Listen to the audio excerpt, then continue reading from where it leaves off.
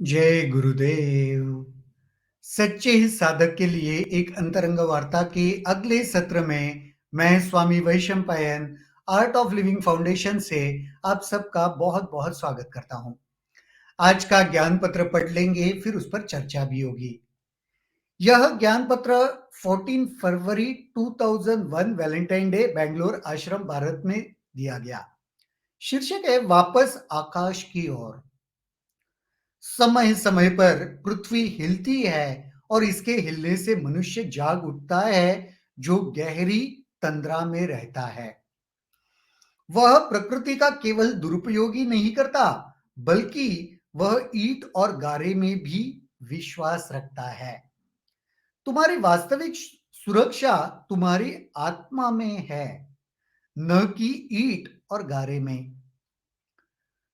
कदाचित पृथ्वी तुमसे यह कहना चाहती है, भूकंप, बाढ़ और ज्वालामुखी सभी इस सत्य को दर्शाते हैं कि कुछ भी स्थायी नहीं, और जो अस्थायी है तुम्हें उससे कोई सुरक्षा प्राप्त नहीं हो सकती।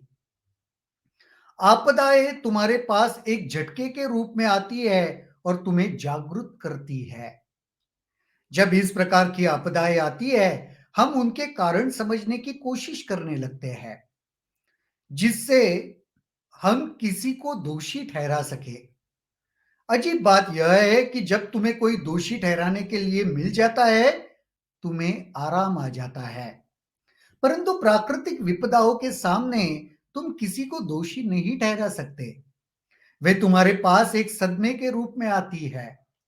ज्ञान के साथ यह सदमे तुम में तीव्र विकास ला सकते हैं, परंतु ज्ञान के बिना यही तुम्हें नकारात्मकता और अवसाद की ओर ले जाते हैं। प्रश्न, प्रकृति छोटे छोटे मासूम बच्चों का विनाश क्यों करती है? श्री श्री, प्रकृति केवल अपना कार्य करती है। यह युवा और वृद्ध में भेद नहीं करती। क्या तुम समझते हो कि जो लोग मांस और अंडे खाते हैं या फूल तोड़ते हैं वो दयालु नहीं होते? शायद हाँ, शायद ना। प्रकृति से प्रश्न करने की अपेक्षा जागो और सेवा के अवसरों को ढूंढो। देखो अभी गुजरात में क्या हो रहा है। आज हजारों लोग सेवा कार्य में लगे हुए हैं, जो अन्यथा नहीं हो सकता था। विध्वंस की एक और सकारात्मक बात गुजरात का पुनर्निर्माण है, जो भूकंप न आने पर शायद नहीं हो पाता। एक और दिलचस्प बात कि सूखाग्रस्त क्षेत्र में स्वच्छ जल के झरने उत्पन्न हुए हैं। पृथ्वी को अपनी प्रिय समझना ज्ञान है। वह चाहे जितना भी हिले या टूटे, फिर भी तुम्हें वह प्रिय है। तुम्हें इसमें हमेशा अच्छाई ही देखनी चाहिए। आकाश के अलावा अन्य चार तत्व समय समय पर अस्त व्यस्तता उत्पन्न करते हैं। यदि तुम उनसे सहारे की आशा रखेंगे, वे तुम्हें हिला देंगे और आकाश की ओर ले जाएंगे। अपने आंतरिक आकाश में सहारा पाना ही अध्यात्म है। वापस आकाश की ओर, ये अगर आपको याद होगा तो उस समय के आसपास ना गुजरात में एक नैसर्गिक आपदा आ गई थी, भूकंप आया था और काफी सारे जीवित हानि भी हुई थी और काफी सारे बिल्डिंग्स टूट गए, घर टूट गए, आपने देखा होगा। तो उस समय में यह ज्ञान पत्र दिया हुआ है। गुरुजी कितना सुंदर कह रहे हैं। जब तंद्रिय ने समझते हो ना, अपने इसमें एक बेहोशी की अवस्था, जब इंसान थोड़ा बेहोश रहता है ना, तो फिर पृथ्वी अपने आप को हिलाती है ताकि तुम जग जाओ, उठ जाओ, देखो क्या सत्य है, क्या वास्तविकता है। बहुत सुंदर इस ज्ञान पत्र में गुरुदेव कह रहे, गुरुजी कहते हैं समय पर पृथ्वी हिलती है, इसके हिलने से मनुष्य जाग उठता है, इसलिए हिलती है। वह प्रकृति का केवल दुरुपयोग ही नहीं करता, बल्कि ईंट और गारे में भी अपना विश्वास रखता है। हम कहते हैं ना, अरे क्या ईंट, पत्थर, मिट्टी में तुम विश्वास करते हो? क्यों? क्यों विश्वास करता है? क्योंकि उससे हम अपना घर बनाते हैं, अपना एक संसार बनाते हैं, तो हमें बड़ा विश्वास होता है। वो ईंट में, पत्थर में, गिट्टी में। तुम्हारी वास्तविक सुरक्षा तुम्हारी आत्मा है, न ईंट और गारे में। ज्ञानी व्यक्ति को यह पता होता है। गुरुदेव क्या कह रहे हैं? तुम्हारी वास्तविक सुरक्षा ये ईंट, मिट्टी, पत्थर से बने हुए घर नहीं है। तुम्हारी वास्तविक सुरक्षा तुम्हारी आत्मा है।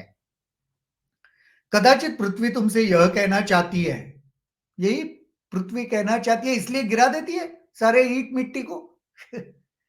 भूकंप, बाढ़ और ज्वालामुखी सभी इस सत्य को दर्शाते हैं, कुछ भी स्थायी नहीं। भूकंप में क्या होता है? ये ईंट, मिट्टी, पत्थर सब हिल जाते हैं, गिर जाते हैं। बाढ़ में क्या होता है? सब गिर जाते हैं, बह जाते हैं। ज्वालामुखी में क्या होता है? सब जल जाते हैं। तो ये सारे एक और से देखने जाओ तो ये आपदाएं हैं, लेकिन तुम्हें सत्य की ओर आगे लेकर जाती है। और जो अस्थाई है, तुम उससे कोई सुरक्षा प्राप्त नहीं कर सकते, ये जान लो। ये सब अस्थाई है, इससे तुम्हें कोई सुरक्षा नहीं मिल सकती, कोई गारंटी नहीं है। अफगानिस्तान में अभी क्या चल रहा है? लोगों का सब कुछ सेट था, एक पल में था से नहीं हो गया। हो गया कि नहीं? तो ये सारी टेम्पररी चीजें हैं, ये तुम्हें लॉन्ग लास्टिंग सिक्योरिटी कभी दे ही नहीं सकती। आपदाएं तुम्हारे पास एक झटके के रूप में आती है और तुम्हें जागृत कर देती है। आपदा आती है एकदम ऐसे सडनली, झटके जैसे आती है और झिंझोड़ के तुम्हें रख देती है, तुम जग जाते हो। यही आपदाओं का काम है। जब इस प्रकार की आपदाएं आती है, हम उनके कारण समझने की कोशिश करते हैं और किसी को दोषी ठहरा सके इसलिए। हम ऐसी कोई आपदा आती है ना, तो फिर हम बेसिकली क्या वो ब्लेम किसी पे डालना चाहते, किसी को दोषी ठहरा सके ताकि हमको आराम मिले, सुकून मिले। अरे ये भूकंप क्यों आया? वो माइनिंग बहुत ज्यादा हो गया, इसके लिए आया। पेड़ कट कर दिए इसलिए बाढ़ आई, एक्सेट्रा एक्सेट्रा एक्सेट्रा। तो हम कुछ तो एक कारण ढूंढते रहते हैं जिसके माथे पर हम ये सारा थोप के खुद आराम। अजीब बात यह है, जब तुम्हें कोई दोषी ठहराने के लिए मिल जाता है, तुम्हें तुम्हें आराम आ जाता है। सही बात है। किसी के ऊपर दोष डालने के लिए हमें मिल गया, फिर हम रिलैक्स हो गए। परंतु प्राकृतिक विपदाओं के सामने तुम किसी को दोषी भी नहीं ठहरा सकते। प्राकृतिक विपदा के सामने कह सकते हैं कहने के लिए कोई, लेकिन सही मायने में तुम किसी एक को दोषी नहीं ठहरा सकते। वे तुम्हारे पास एक सदमे के रूप में आते हैं। ज्ञान के साथ यह सदमे तुम्हें तीव्र विकास ला सकते हैं। अगर ज्ञान है तो इन सदमों की वजह से तुम्हारा विकास होगा, नहीं तो दुखी रहोगे। परंतु ज्ञान के बिना यह तुम्हें नकारात्मकता और अवसाद की ओर ले जाते हैं, डिप्रेशन की ओर। टूट जाते हो आप, बिखर जाते हो। तो अगर ज्ञान नहीं है तो फिर डिप्रेशन आना है, दुखी होने हो, तुम नकारात्मकता की ओर जाने वाले हो। प्रश्न, प्रकृति छोटे मासूम बच्चों का विनाश क्यों करती है? गुरुजी ने बहुत सुंदर जवाब दिया है। प्रकृति केवल अपना कार्य करती है, यह युवा और वृद्ध में भेद नहीं करती। प्रकृति के लिए कोई भेद नहीं है, कौन युवा है कौन वृद्ध है, उसको कुछ फर्क नहीं है, लेना देना नहीं। वो सबको एक जैसे ही ट्रीट करती है। क्या तुम समझते हो जो लोग मांस और अंडे खाते, फूल या फूल तोड़ते हैं, वह दयालु नहीं होते? अगर किसी ने फूल तोड़ा है, मांस अंडे खाए, तो क्या ऐसे तुम्हें लगता है वो दयालु नहीं है? है भी और नहीं भी, ये भी कहा है आगे। देखो, प्रश्न पूछने से अच्छा सेवा के अवसर ढूंढो, ये कह रहे गुरुजी। देखो ना, अभी गुजरात में क्या हो रहा है। आज हजारों लोग सेवा कार्य में लगे हैं, जो अन्यथा शायद नहीं होता। सही बात है, जब सब कुछ नॉर्मल चलता होता तो इतना सेवा कार्य में कोई नहीं जुटता। विध्वंस की एक और सकारात्मक बात गुजरात का पुनर्निर्माण भी तो है, जो भूकंप न आने पर शायद नहीं होता। भूकंप आया तो एक नया सृजन भी तो उसके साथ अभी करने में लग गए सारे लोग। तो ये भी तो एक अच्छी बात हुई। एक और दिलचस्प बात है कि सूखाग्रस्त क्षेत्र में स्वच्छ जल के झरने उत्पन्न हो गए। गुजरात के जो सूखाग्रस्त क्षेत्र थे, उसमें अचानक से वो हिल गई ना पृथ्वी, तो शुद्ध अच्छे पानी के झरने वहाँ उत्पन्न हो गए। पृथ्वी को अपनी प्रिय समझो, चाहे वह कितनी भी हिली-डुले, वह फिर भी तुम्हारी प्रिय है, तुम्हें इसमें हमेशा अच्छा ही दिखाई देती है। जब कोई प्रिय होता है ना, पृथ्वी को भी प्रिय समझो भई, तो तुम्हें उसमें सब कुछ अच्छा ही दिखाई देगा, वो कितनी भी हिले तब भी। आकाश के अलावा अन्य 4 तत्व समय-समय पर अस्त-व्यस्तता उत्पन्न करते हैं। 5 तत्व होते हैं ना, पृथ्वी, जल, अग्नि, वायु और आकाश। तो आकाश के अलावा जो 4 तत्व होते हैं, वो समय-समय पर अस्त-व्यस्त करते हैं। यदि तुम उनके सहारे आशा रखोगे, वे तुम्हें हिला देंगे और आकाश की ओर ले जाएँगे। अगर तुम उन पे डिपेंडेंट हो, तो तुमको हिलाएँगे और आकाश की ओर धकेलेंगे, ले जाएँगे। अपने आंतरिक आकाश में सहारा पाना ही अध्यात्म है। अपना ये जो आंतरिक आकाश है ना, वही तो आत्मा है, वही तो चेतना है। उसमें सहारा ढूँढो, इन 4 तत्वों में नहीं। और जब तुम उसमें सहारा पाओगे, पालोगे या उसकी चेष्टा करोगे, वही अध्यात्म है। बहुत ही सुंदर। देखो, कोई आपदा के समय में भी गुरुदेव कितना सुंदर ज्ञान देके सबको पॉजिटिव रख रहे हैं और कुछ कंट्रीब्यूट करवा रहे हैं। गुरुदेव ने गुरुदेव की प्रेरणा से काफ़ी सारे लोगों ने उस गुजरात में जो आपदा आई थी, तभी क्या, अभी भी कितनी सारी आपदाएँ आई, आर्ट ऑफ लिविंग के लोग निरंतर हमेशा कुछ न कुछ मदद कार्य में, सेवा कार्य में लगे रहते हैं। ये बहुत सुंदर ज्ञान पत्र, इससे हम सब ने बहुत सीखना चाहिए।